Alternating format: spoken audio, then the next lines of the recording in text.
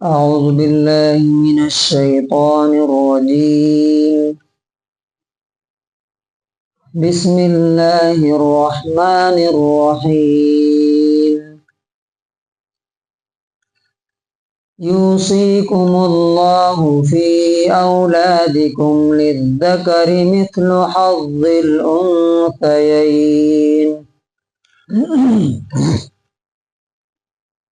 سورہ نساء سورہ نمبر 4 آیت نمبر 11. یہ میراث کی آیت ہے. اللہ تبارک و تعالی میراث ترکہ اس کے بارے میں پوری ڈیٹیل یہ 2 آیتوں میں بیان کیا ہے. ہمیں یہ سمجھنا ہے آج 2 باتیں ہیں. ایک بات تو یہ ہے کہ یہ ہمارا مسئلہ ہے، سمجھنے کی چیز ہے، کیونکہ اگر اسے نہیں سمجھیں گے اور اس پر عمل نہیں کریں گے تو آگے اللہ تعالیٰ نے کہا ہے کہ یدخلہ نارا خالدا فیہا. یہ ورڈ جو ہے قتل پہ، مسلمان کے قتل پر اور ترکہ صحیح سے نہ دینے والے 2 ہی لوگوں کے لیے یوز ہوا ہے، یعنی مسلمانوں میں، کہ اللہ تعالیٰ اس کو ہمیشہ کے لیے آگ میں ڈالے گا. یہ میراث نہ دینے والوں اور ایمان والے کو جان بوجھ کر مار دینے والے کے بارے میں اللہ تعالیٰ نے یہ بات کہی ہے. تو گویا کہ میراث اور ترکے کے بارے میں صحیح سے جاننا اور اس پر عمل کرنا یہ بہت بڑا فرض ہے ہمارے اوپر. دوسرا اس لیے یہ جاننا ضروری ہے کہ اس آیت پر بہت بڑا آبجیکشن نان مسلم کی طرف سے کیا جاتا ہے اور اس کا جواب مسلمان نہیں دے پاتے، نہ جاننے کی وجہ سے، جہالت کی وجہ سے. اس آیت میں کیا کہا گیا ہے پہلے ہم ترجمہ کر دیتے ہیں، پھر ہم بات کریں گے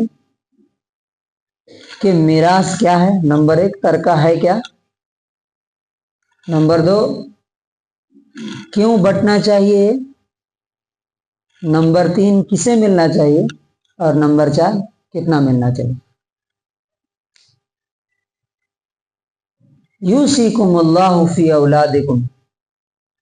اللہ تعالیٰ تمہیں تمہاری اولاد کے بارے میں، تمہارے بچوں کے بارے میں بہت ہی تاکید کے ساتھ، زور کے ساتھ اسٹرانگ حکم دیتا ہے، نارمل نہیں، اسٹرانگ حکم دے رہا ہے. کیا حکم دے رہا ہے؟ للذکر مثل حظ الانثیین، کہ مرد کا حصہ 2 عورتوں کے حصے کے برابر ہے. یعنی ایک مرد کو جتنا ملے گا اتنے میں 2 عورتوں کو دیا جائے گا. اب یہ ایک آیت ہے، یہ آیت کو سنتے ہی آپ کے ذہن میں کیا آتا ہے کہ یہ تو انصاف نہیں ہوئی،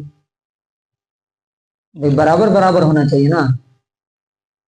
تو یہ تو برابری نہیں ہوئی، مرد کو پورا مل رہا ہے اور عورت کو کتنا مل رہا ہے؟ آدھا. اب یہ بات جب نان مسلمز کی طرف سے آتی ہے تو مسلمان بھی کیا ہو جاتے ہیں؟ ہل جاتے ہیں کہ ارے یار بات تو صحیح کہہ رہے ہیں، یہ تو ناانصافی ہو گئی. اب آج یہ سمجھنا ہے کہ کیسے یہ انصاف ہے، اس سے بڑا انصاف ہو ہی نہیں سکتا. اس سے پہلے میں نے جیسے بولا کہ 4 پوائنٹ ہمیں سمجھنا چاہیے. نمبر 1 میراث کیا ہے، ترکہ کیا ہے. تو ترکہ وہ ہے جو ماں یا باپ چھوڑ کر کے مرتے ہیں. جیسے پیچھے گزرا للرجال نصیب مما ترک الوالدان والاقربون، رشتہ دار یا ماں باپ چھوڑ کے مرتے ہیں، وہ میراث ہے، وہ ترکہ ہے. فار ایگزامپل میری جو پراپرٹی ہے میری زندگی میں وہ کسی کی نہیں ہوگی، نہ میری بیوی کی، نہ میرے بچوں کی، نہ رشتہ داروں کی۔ جب میں مروں گا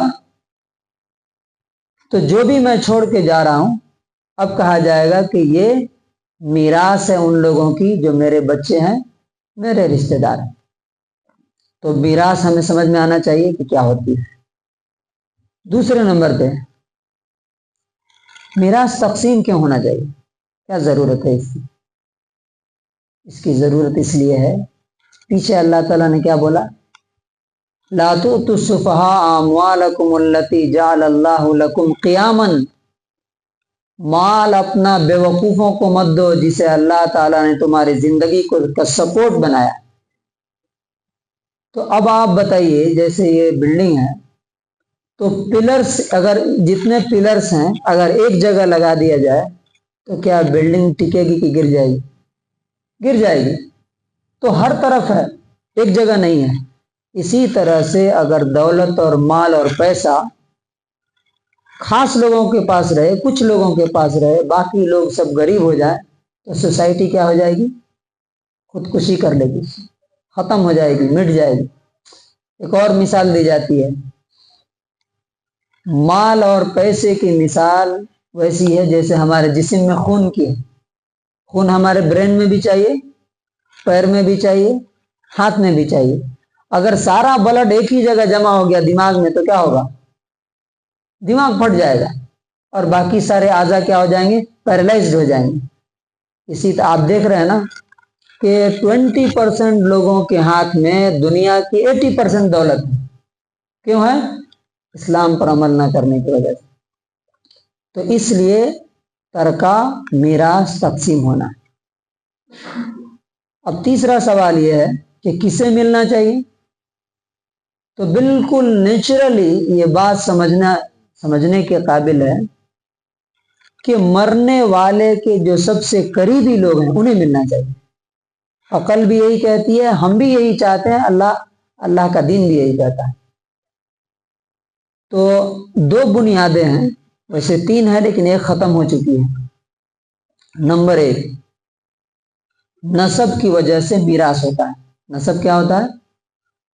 اوپر ماں باپ، دادا دادی، نیچے اولاد یا ان کے بچے، اور اگر ان میں سے یہ لوگ نہ ہوں تو پھر بھائی کو جاتا ہے۔ اولاد اگر نہیں ہو تو بھائی کو، بیوی کو اور دوسروں کو۔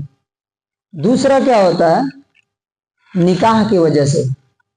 فار ایگزامپل ایک اجنبی عورت ہے، آپ نے اس سے نکاح کر لیا، اب آپ مریں گے تو آپ کی پراپرٹی میں آپ کی عورت کا بھی حصہ ہوگا، پھر اس کے بعد جتنے لوگوں کا ہوگا وہ الگ ہے۔ تیسرا ہوتا ہے جو غلام اور مالک ہوتے تھے پہلے زمانے میں، اب تو نہیں ہے، تو اس وجہ سے اس کی بات ہی ختم کر دیجیے۔ تو یہ 2 مین وجہ ہے، ایک نسب، دوسرا نکاح۔ اب آخری سوال یہ ہے کہ کسے کتنا ملنا چاہیے؟ تو اللہ تعالیٰ وہ پوری ڈیٹیل یہاں بیان کر رہا۔ آج جو میں نے پڑھی ہے صرف ایک لائن ہے، یہ آدھے صفحے کی ایک آیت ہے، اسے ہمیں سمجھنا ہے کہ یہ انصاف ہے کہ نا انصافی ہے۔ اللہ تعالیٰ کیا کہتا ہے کہ تمہیں بہت اسٹرانگ حکم دے رہا ہے تمہارے اولاد کے بارے میں۔ اس سے کیا سبق ملتا ہے؟ اللہ تعالیٰ ہم سے زیادہ ہماری اولاد کے بارے میں فکر کرتا ہے، تبھی تو ان کے بارے میں حکم دے رہا ہے ہمیں کہ اپنی پراپرٹی میں سے کس کو کتنا دینا ہے۔ دوسرا، للذکر مثل حظ الانثیین، مرد کا حصہ 2 عورتوں کے حصوں کے برابر ہے۔ یہ اچھے سے سمجھنے کی چیز ہے۔ مرد کا حصہ کیوں زیادہ ہے، عورت کا کیوں کم ہے؟ دیکھیے، اگر کوئی چیز آپ سسٹم سے الگ کر دیں گے تو آپ کو سمجھ میں نہیں آئے گی۔ فار ایگزامپل، اگر میرا پورا جسم ہے، سر کاٹ کے آپ الگ کر دیں، وہاں سامنے رکھ دیں تو لوگ کہیں گے یہ کس لیے ہے، یہاں پہ فالتو ہے، یہ بیکار ہے، اس کا کوئی سینس نہیں بنتا، کیوں ہے یہاں پہ رکھا ہو، اس کو اٹھا کر کے پھینکو۔ لیکن وہی ہمارے جسم میں ہے تو اس کی ضرورت ہے کہ نہیں؟ ضرورت ہے، اور آپ کہیں گے کہ یہ صحیح جگہ ہے۔ اسی طرح سے جب کسی بھی چیز کو اس کے بیک گراؤنڈ سے، اس کے سسٹم سے نکال کے الگ دیکھتے ہیں نا، تو وہ چیز سمجھ میں نہیں آتی۔ اب پورے اسلامک سسٹم کو دیکھنا پڑے گا، تب جا کر کے یہ بات سمجھ میں آئے گی۔ فیملی سسٹم یا معاشرہ یا سوسائٹی میں اللہ تعالیٰ کا حکم کیا ہے معلوم؟ اللہ تعالیٰ نے عورتوں کو باہر نکل کر کے ذلیل ہونے سے، دوسروں کے سامنے بے عزت ہونے سے بچایا ہے۔ ان کو آنر دی ہے، عزت دی ہے کہ وہ جا کر کے کسی کی نوکری اور غلامی نہ کرے، وہ گھر میں عزت کے ساتھ رہیں، احترام کے ساتھ رہیں۔ کمانے کی ذمہ داری، خرچ کرنے کی ذمہ داری ہر جگہ کس کی ہے؟ کس کی ہے؟ مرد کی ہے۔ اب بتائیے، جس کو جتنی زیادہ ضرورت ہوگی اتنا زیادہ اسے پیسہ چاہیے۔ فار ایگزامپل، اگر یہ بچہ ہے، یہ پیسہ اگر مانگتا ہے 10 روپیہ دے دیں گے تب بھی کام چلے گا۔ میں اگر آپ سے پیسے مانگوں، آپ 10 روپیہ دیں گے تو میں کیا بولوں گا؟ یا دماغ لگ رہا ہے خراب ہو گیا، 10 روپیہ لے کے میں کیا کروں گا؟ کیوں؟ وہ بچے کو ضرورت اتنی کی ہے، چاکلیٹ خریدے گا، بسکٹ خریدے گا۔ مجھے چاکلیٹ اور بسکٹ کی ضرورت نہیں ہے، میری ضروریات زیادہ ہیں، میری نیڈ زیادہ ہے، تو مجھے زیادہ چاہیے۔ تو یہ عقل کہتی ہے۔ اب آئیے دیکھتے ہیں کہ مرد کو کہاں کہاں زیادہ ضرورت ہے عورت سے۔ ایک عورت ہے، اگر وہ لڑکی ہے تو اس کی پوری ذمہ داری کس کے سر کے اوپر ہے؟ باپ کے اوپر ہے۔ خود سے کمانے کی نہیں ہے اسے۔ اس کے رہنے سہنے کا، تعلیم کا، بیماری کا، صحت کا، ہر چیز کا، کھانے پینے کا انتظام کس کے ذمہ ہے؟ والد کے ذمہ ہے۔ اب بتائیے، اس لڑکی کو زیادہ حصہ ملنا چاہیے کہ اس والد کو، باپ کو ملنا چاہیے جو اس کی خرچ کر رہا ہے اس پر؟ عقل کیا کہتی ہے، لاجک کیا کہتی ہے؟ اسے ملنا چاہیے۔ ٹھیک ہے، وہ لڑکی کی شادی ہو جاتی ہے، شوہر کے پاس چلی جاتی ہے۔ اب وہ عورت کی ذمہ داری کس کے سر کے اوپر ہے؟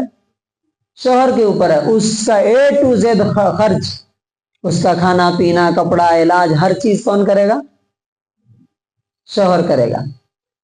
اچھا ٹھیک ہے، باپ مر جاتا ہے، بیٹی بچی، یا شوہر مر گیا اور وہ کسی کی بہن ہے، اب اس کی ذمہ داری کس کے اوپر ہے؟